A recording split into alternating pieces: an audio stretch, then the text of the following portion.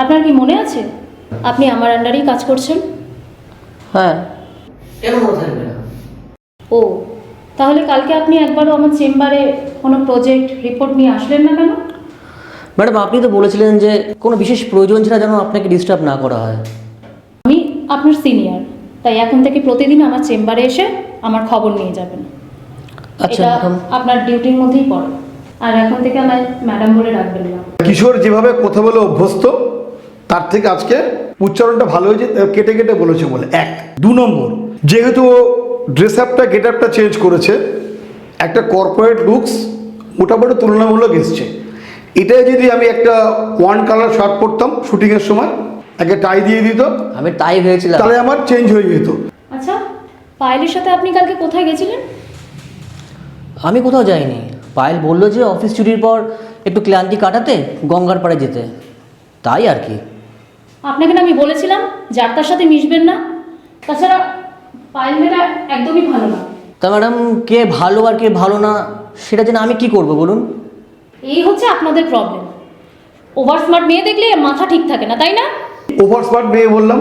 তুমি জানো পায়েল এটা ওভার স্মার্ট মেয়ে, শর্ট ড্রেস পরে ঘোরে, হয়তো সিগারেট খায়। তা ওর সঙ্গে ঘোরা মানে ও কিছু খারাপ হতে পারে, তোমার একটা ধারণা। এই হচ্ছে আপনাদের প্রবলেম। ওভার স্মার্ট মেয়ে দেখলে মাথা ঠিক থাকে না, তাই না? দুনিয়াতে কি মেয়ের অভাব পড়েছে? আর কি কোনো মেয়ে নেই নাকি? তার মানে আমিও তো আছি। কই আপনি আমার দিকে একবার দেখেন না সেভাবে?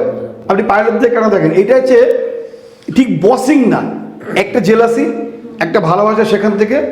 আর তুমি একদম শান্তনু ছেলেটা কিন্তু নিপাট ভদ্রলোক। না, দুনিয়াতে মেয়ের অভাব নেই, তবে ভালো মেয়ের অভাব আছে।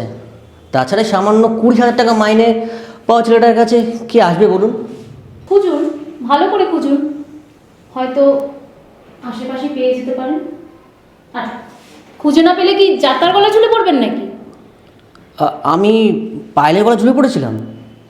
আপনি না ঝুলে পড়লো, পায়েল তো যখন তখন আপনার গলা ঝুলে পড়তেই পারে। বারে, কেউ যদি আমার গলা ঝুলে পড়ে আমি তাকে ঝুলিয়ে রাখবো, সেটা তো নাও হতে পারে। আমার গলায় একজন ঝুললেই আমি তাকে ঝুলিয়ে রাখবো, এমন তো নাও হতে পারে, সেটা কিন্তু নয়। কথাটা হচ্ছে আমার গলায় একজন ঝুলতে চাইলেই আমি যে ঝুলতে দেব, সেটা তো নাও হতে পারে। ঝুলতে দেব আর ঝুলিয়ে রাখবো, দুটো পার্থক্য আছে কিন্তু। ছাড়ুন ছাড়ুন, আপনাদের মতো ছেলেদের না আমি হাড়ে হাড়ে চিনি। তা মিস নমিতা, আপনি আমায় কি চিনলেন বলুন? শান্তনু ছেলেটা কিন্তু নিপাট ভদ্রলোক। পায়েলের সাথে ঘুরতে গেছি আমি, সেটা উনি কী করে জানলো? আমি তো অন্য সেন্সে যাইনি। আমি গেছি, পায়েল বললো সারাদিন অফিস করছে, তাদের সমস্যা হচ্ছে, টেনশন হয়, অফিসে বিভিন্ন কাজ, একটু ফ্রি হয়তো একটু গঙ্গার পাড়ে গিয়ে 2 টাকা বাদাম ভাজা খেয়ে বাড়ি চলে গেলাম।